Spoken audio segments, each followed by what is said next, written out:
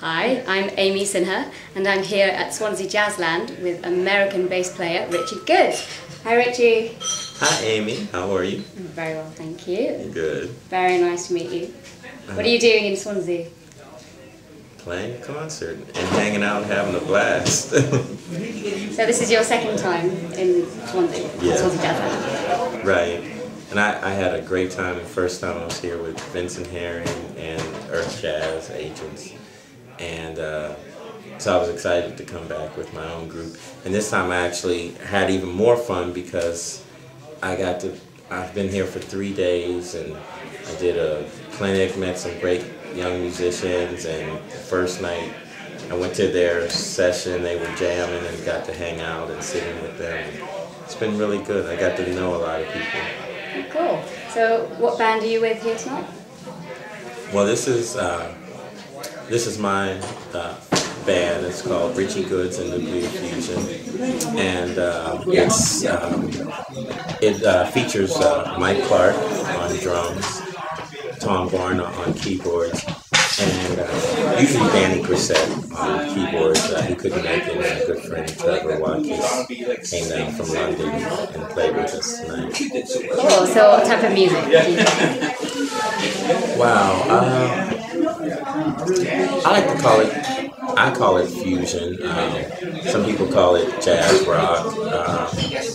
But basically it's a mixture of jazz, rock, and funk, pretty much. So tell me Richie, how did you get started playing the bass? Did you play that first? No, my first instrument was piano, and I started that piano when I was 5. I started studying at 5 years old, and for 3 years until I was 8. Then I played the drums. I studied the drums for many years and played many instruments: saxophone, French horn, and guitar. And I just kind of settled in on the bass, the acoustic, first the electric and then the acoustic bass. And so now primarily I play electric and acoustic bass and a little piano. So how old were you when you started on acoustic bass? Wow. Well, I guess I was like maybe 13 or 14 when I started the electric bass. I was probably 18 when I started the acoustic bass. And then what did you do after that? Did you go on to study it? Like college or? Yeah, well, I was already studying in Performing Arts High School, and which I learned a lot in Pittsburgh. They call it CAPA, the Creative and Performing Arts, Pittsburgh Creative and Performing Arts High School. And then I went on to study at Berklee College of Music, and then as soon as I graduated, I started touring with a lot of different jazz groups and pop groups. I was touring with Christopher Holiday and Brian McKnight, and then Moby Miller. And while I was touring with Moby Miller, I moved down to New York, and then I started studying with Ron Carter. I studied with Ron for a year, a solid year. It was amazing. And then I met a few years later, I got to meet Ray Brown. And I studied a little more informally because he lived in Los Angeles. So I would just see him from time to time on the road. So he would give me lessons. And he would get mad at me if I didn't ask him for it. If I saw him and I didn't ask him for a lesson, he would get mad. And he wouldn't charge me for a lesson. Wow, well, it was great. That's something you will see these days. Yeah. So then what happened after that? What was your first big break? Well, you know, I don't really see anything as being one big break. I see it as just a series of breaks. I mean, from the time I was 5, when I was 12 years old, my counselor in junior high school, he told me I should consider music as a career. We were talking about careers. And I said, well, you mean like get paid to do music? He said, because at the time I was playing piano in my church and everything, and I was singing at the time. And he said, yeah, you can make a career out of it. I said, that's it. And that's, you know, to me that was a break. I mean, I was fortunate enough to have a counselor because a lot of people don't see music as a career. You know, it's something you do. That's something you do for fun or as a hobby, but you don't really make a living out of music, you know. But he said, no, you can make a living. And so I was fortunate. Man, I wish I knew. I'm going to find that counselor. And there were so many people in my hometown of Pittsburgh that helped me out and point me in the right direction. Dwayne Dolphin, bass player, used to play with Wynton Marsalis when I was in high school. And he helped me. He's another guy. I asked him for lessons. He said, no, I don't give lessons. He said, but here's my number. Give me a call. I called him. I said, well, I'd really like to study with you. He said, no, I don't give lessons, but what are you doing now? I'll come over your house. And he comes over my house. And then regularly, he would just come over my house. I'd go over his house. He'd show me stuff. Anywhere I was playing, he'd come hear me play. And it was just a series of meeting people and, you know, just learning and just staying focused on what I wanted to do. Wow, sounds great. So what bands have you played with? Wow. Well, as far as touring, done a lot of live touring as far as jazz. Moby Miller was one of my, I guess if you say a break, I would say Moby Miller, because he was the band that when I got to New York, everybody was like, oh, you play with Mulgrew? And people start asking me to play on their records. They never heard me play, but they knew I played with Mulgrew, so they asked me to play on the record. And because Mulgrew's so respected.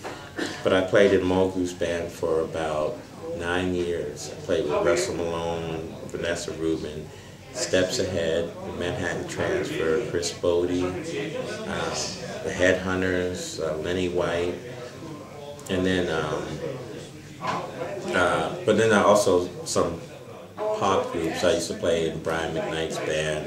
I've done some live stuff with Christina Aguilera, but then I've done some pop records with Whitney Houston and Alicia Keys and some rappers like Common and Will Smith. And which one? Which song of Will Smith did you play on? That was, I don't remember the song, but I did. You told me earlier. Yeah, no, it wasn't the song "Boom Boom Shake the Room," but it was that record, "Boom Boom Shake the Room." It was on that record, and I've recorded about 10 or 12 songs, and they only used one of them on the record. Oh, really? And I wish I knew, but I know Frank McComb was playing keyboards on that, and Little John Roberts was the drummer. Lil Jon is a real famous drummer. Frank McComb, I don't know if you know him, but he's a real soulful singer and piano player. Wow, That was quite fun. expensive. Yeah. So what advice would you give to aspiring bass players? Wow. Number one, a lot of parents like to tell their kids, yeah, it's good to do music, but have something to fall back on. My advice is the opposite. Do music, go 100%. Don't have anything to fall back on. If you have something to come, you ever sit on the bed and when you're really tired, if you're really tired, the last place you want to sit, and you have to stay awake, the last place you want to sit on is a bed, because you're going to fall back. You know, and so don't you're setting yourself up for failure if you have something to fall back on. Do it 100%. Say, this is what I'm going to do, and do it. You don't go in any other profession. If you want to be a lawyer, if you want to be a doctor, you go into whatever, business or whatever. You don't say, well, I want to be a doctor, but I think I'm going to study music or something just to have something to fall back on. No. You say, I'm going to be a doctor, and that's what you do. But has certain sacrifices come with it? Oh, yes. I think sacrifices come with everything. I know a lot of doctors that they're sacrificing. They wish they could do what I do. you know. But so there's a sacrifice in everything. But with music, it's not as stable. You know, most musicians, the majority of musicians don't get a steady paycheck. But you have to be confident that in what you do, and if you know what you do, and you know how to manage what you do well, and manage your money, and you're good and you're diligent, just like any profession, you can make a living. Mm-hmm. And you have. Yeah, I've been fortunate. So, where are you going after Swansea on your tour? Austria. Yeah, we have 2 more shows on this tour. We do Vienna, Austria, and Klagenfurt, Austria. And I'm a fan of Austria. Actually, I'm kind of a fan of everywhere. I find beauty in everywhere I go. That's very good. I think Swansea is the best. Yes, Swansea is pretty cool. Well, thank you very much, Richie. It's been a pleasure to talk to you and a pleasure to meet you. And I hope the rest of the tour goes well. Thank you so much. Thank you very much. Take care. You too.